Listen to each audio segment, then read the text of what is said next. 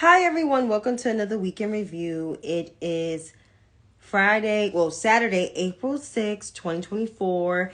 I'm here with, the rundown. So if you missed it, you can watch the replay here or you can watch this video uploaded to YouTube and some clips on Twitter and TikTok. There we go.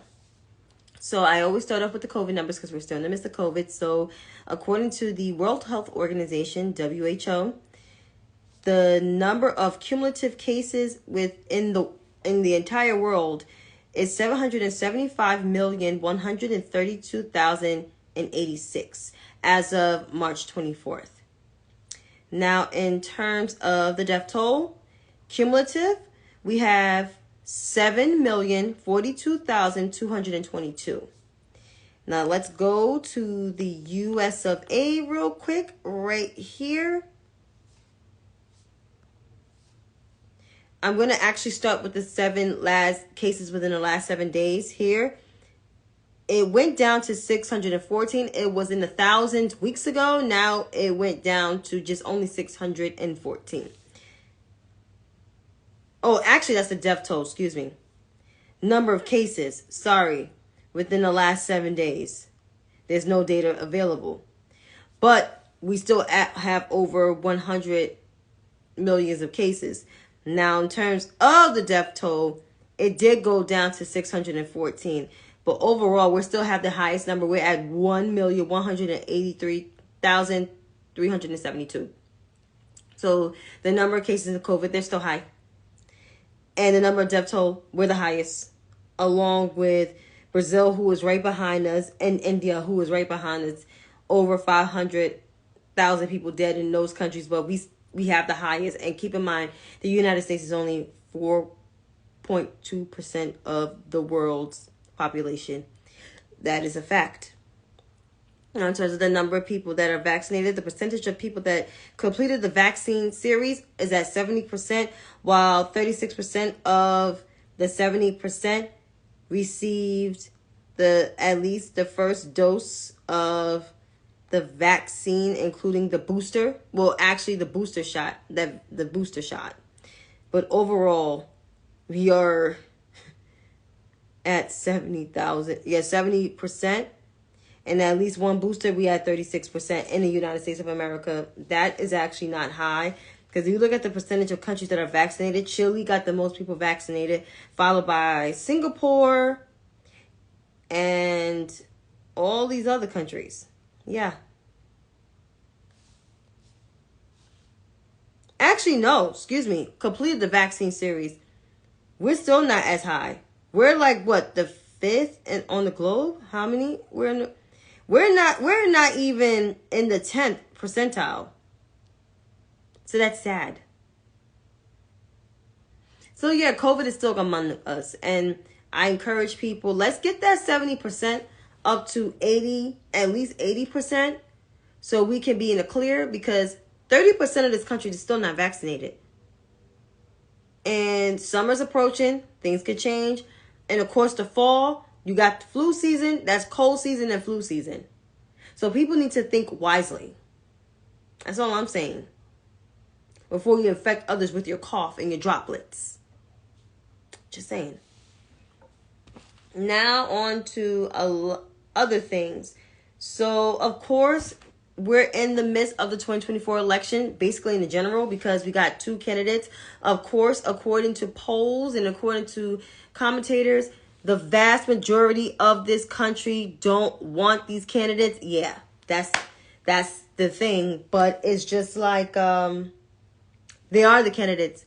That bum, the base love him on that side, while on this side of the aisle, we actually have a successful administration that actually got us mostly out of the danger zone of COVID. Even though there's still COVID, we're out of the danger zone, because there was a lot of people dying in 2020. Now, like, since we got access to the vaccine, we're still wearing masks, and there's ways that we social distance where we are kind of like laxing on it because of the strategic plan from this administration, which is a good thing. So people need to, I don't know. But the vast majority of the country don't want these candidates. That's what's been told on TV. That's what's been told. But if you want the other guy, right? The other guy called immigrants animals. He called immigrants animals. Let's see, he's lying about the job numbers, which the job numbers came out today for this administration. A number of jobs were created, was over 300,000 to be exact. It was 303,000 back in March. Also, this bum is going through legal woes. He had to post up a bond. His bond got lowered, unfortunately, but he's in legal trouble. That's not only his legal trouble. He got legal trouble with the January 6th cases. Two of his comrades in the House got subpoenaed by the Arizona, in Arizona, which they possibly can get indicted. Don't know the circumstances yet. And then there's the Georgia thing. But people want him. People thought that he was great for the economy, great for the country. And we had more money under him. Let me tell y'all something. As a person who studied business, who minored in accounting, who actually took a couple management courses while studying their business degree in undergrad, I can tell you right now, his policies actually benefited the very top 1% versus the vast majority of Americans who make the income between 44 to 95,000, because they were that income, and I'm part of that bracket, is paying more money. Especially those who live in states like New York, New Jersey, Massachusetts, Connecticut, Illinois, I believe the DC area, those in California and Washington State. If you live in those states, and Oregon, if you live in those states, your taxes is high, and you're not feeling, you didn't felt the Trump tax breaks was great for you, because it wasn't great for me. Even if you have kids, it still wasn't great for you because you're paying more. You didn't get much back during the pandemic. After the pandemic, you didn't get that much back. So when people keep saying, I had more money under Donald Trump, the first 2 years of his administration was economic inheritance of his predecessor, who actually left the White House with a surplus and with tons of job creation versus that guy. Donald Trump blew it up back in 2019. It was just not discussed widely, but there was economic experts stating that there was going to be a recession in 2020. We didn't know it was going to result to a global pandemic, because every time when there's a public health crisis, there is an economic crisis. That is a fact. So when folks say I had more money under him, I'm like, where? Show me the receipts, because what's going on now, it is the Trump tax cuts. And it started in 2019 when your W-2 form looked very different. No, excuse me, when your W-4 withholding form looked very different from the previous W-4 forms back before 2019. So that tax bill did not benefit the vast majority of Americans. Not even small business owners. It did not benefit them. Because I had this conversation and somebody said, well, did you benefit from the Trump tax cuts? No, I did not. And not just because I don't have any kids. Even if you had kids, you didn't get as much back. With President Obama, even though there was the Bush tax cuts, there was adjusted. There were certain adjustments and certain things and provisions that actually lift families out of poverty. And under the Biden administration, he tried to help families with the stimulus and with the child tax credit, not the tax credit, but the extra money for your children, for SNAP and for other things a month, which was inherited from Vice President Harris's LIFT Act when she ran for president. So some of her campaign stuff was inserted into the ARP. So when folks are saying once again that I had more money under Donald Trump, please show me your receipts, because the last time I checked, no family ain't doing well under his tax cuts. And it started in 2019 and then lingered into the pandemic and post his tenure in the White House. It's unfortunate that President Biden was trying to eliminate that, and you had mostly the Republican Party and even some Democrats not willing to roll back those protections. They even rolled back Dodd versus Frank back in 2018, and look what happened. Look what happened to the Silicon Valley Bank. This is all this man's doing, and the fact that he has the audacity to run again just to destroy the fabric of this country, just in general, the fabric. It's already destroyed the finance stuff, but to just destroy the fabric of this country, I find it very fascinating that people were still willing to vote for this knucklehead. But this is where we are in this country. It's polarized. That's why I say this to the majority of white people that is supporting Donald Trump and that had in the past. What the hell were you thinking when you were supporting a man who was an open racist, bigot, misogynistic prick, who had no experience on running any government office or had any experience dealing with a budget, a government budget? What were you thinking? 2016, 2020, and now 2024. What was some of you thinking? Even if you voted for him in the past, what were you thinking? Because if you were voting with your pocketbook, you voted with the wrong pocketbook. I could tell you that. Because you're feeling the brunt of his tax reforms. And as a person like me, my taxes actually went up. And because I live in New York, I pay more taxes. Way more. I didn't start owing my state until that man came into office. Just saying. So I don't know what you guys were thinking when y'all voted for him, but I know there's a ton of regret right now. And not just because of the economic stuff, but also our democracy is literally hanging by a thread. Thanks to the people that supported him, and also thanks to the people that stayed home too, because you're just as complicit. Because your stay at home vote was a vote for that man to go into office. So I said it all. Yeah, Joseph, Sky, Phoenix. Yeah, my shit went up too. And I have to work out a payment plan, and I gotta file my taxes. Speaking of that, I'm filing my taxes during next week. And I have to pay. You have to pay now for your state taxes. That's a first under this man.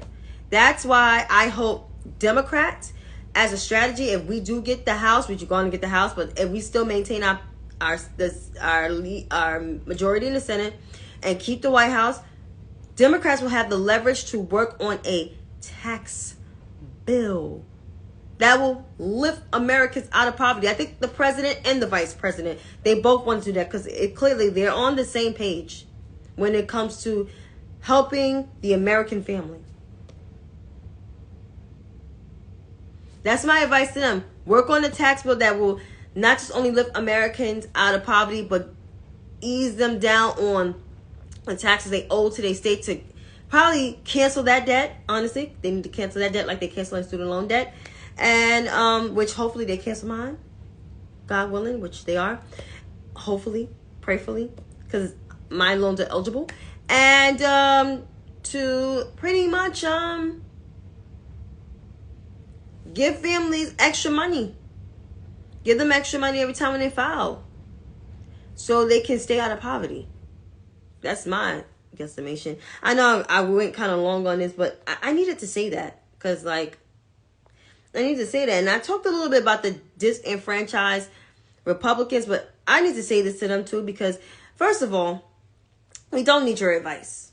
We don't, because What you should have done in 2016, those disenfranchised Republicans, instead of staying home or voting for that man, you should have voted for the lady with the pantsuit.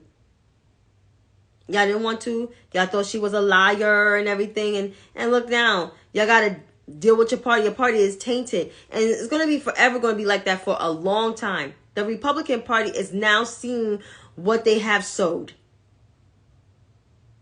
And I'm talking about from the late 1960s with Nixon.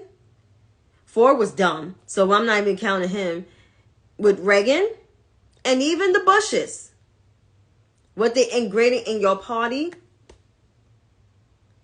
is why you got the Tea Party and now MAGA. It's y'all doing this. The onus is on y'all to fix y'all party. Don't look for Democrats to save y'all party.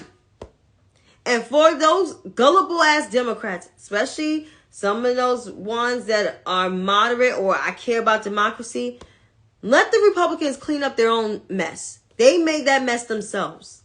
They should have never played footsie with the fringe crazy people in their party. And I'm talking about from the late 60s, the 70s, 80s, 90s, 2000s. They should have never played with those people. And they did. So they're reaping what they're sowing. I don't feel bad for them at all.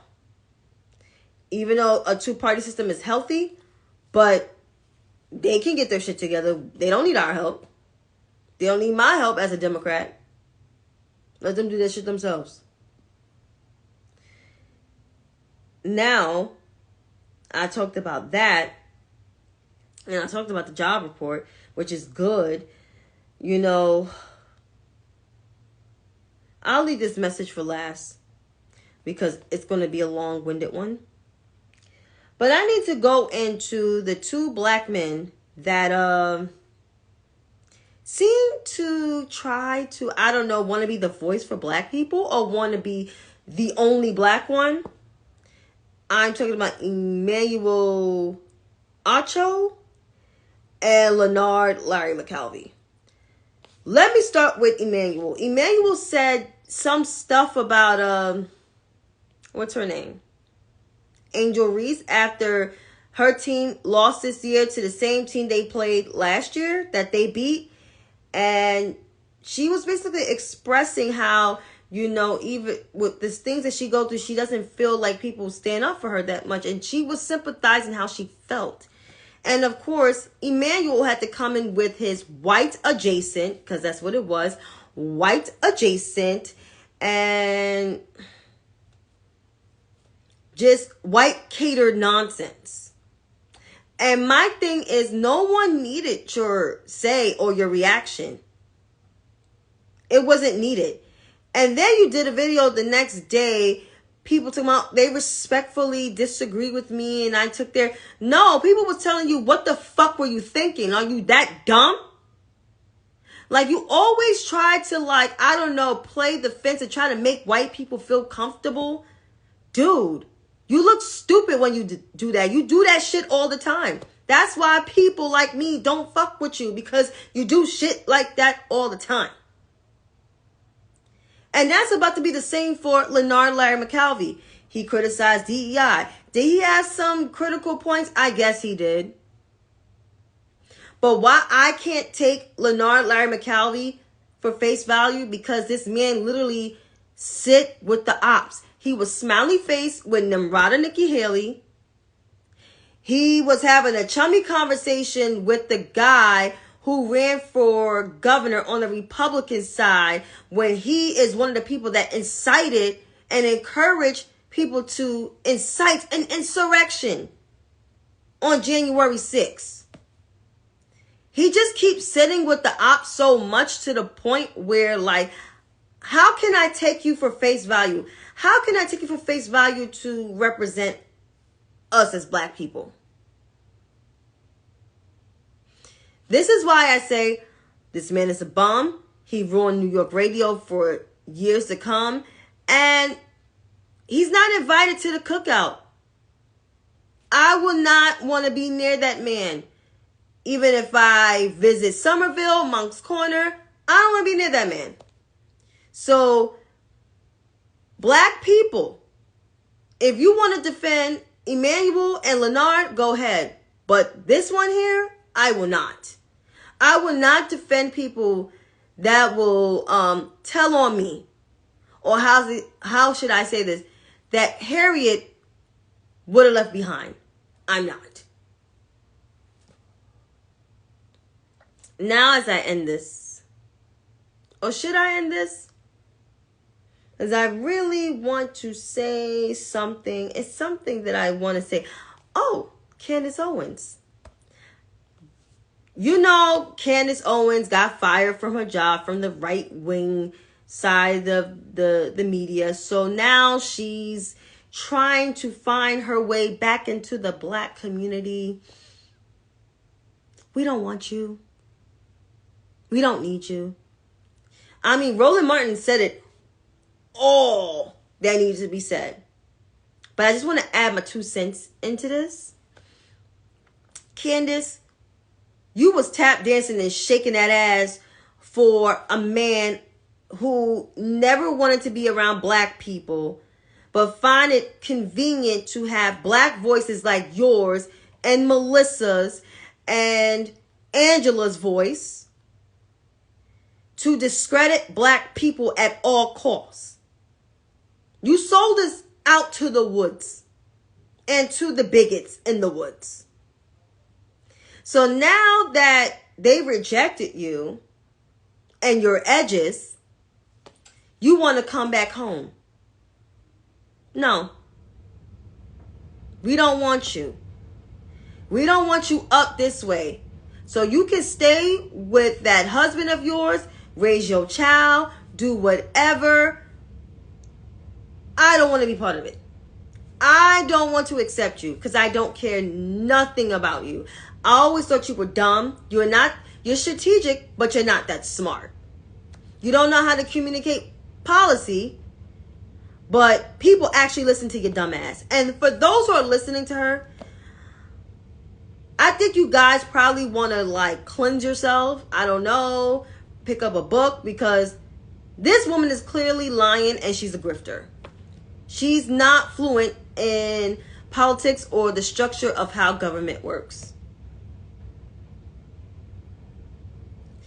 So, to Candace, we don't want nothing from you. We don't want you to come back. We don't even want you to come back to Stanford. Stay in Nashville. That's what you can do. But now I'm about to end this. For real. But I want to leave this message to the uncommitted voters. Now, I understand, you don't like what's going on in the Middle East. I don't like what's going on in the Middle East. I don't like what's going on with the Palestinians, how they're being treated. Even to, the United States. As much as I love Joe Biden, I just feel like I understand you're trying to harness that long-standing relationship.